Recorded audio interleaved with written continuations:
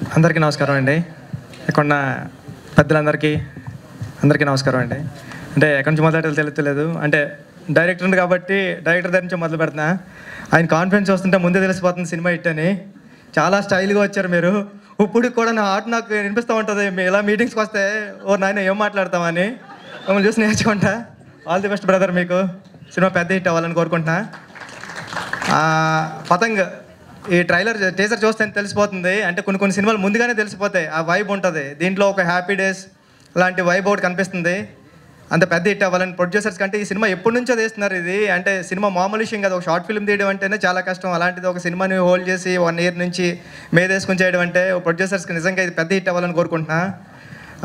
Hero heroine వీళ్ళందరికీ కూడా మంచి భవిష్యత్తు ఉండాలని చూస్తుంటేనే వీళ్ళు చూస్తుంటే వీళ్ళు పెద్ద యాక్టర్స్ అవుతారా అనిపిస్తుంది. మీ అందరికి కూడా ఆల్ ది బెస్ట్ అండి. All the best. ఇంకా ముందుగా చెప్పాలి, లాస్ట్గానే ముందుగానే చెప్పాలంటే నానిగారి గురించి చెప్పాలి. నేను మా గురుగారు సుకుమార్ గారి దగ్గర వర్క్ చేస్తున్నప్పుడు, కుమారి 21Fకి ప్రతాపన్ దగ్గర వర్క్ చేస్తున్నప్పుడు నేను రైటర్, దానికి నాని అసిస్టెంట్ డైరెక్టర్.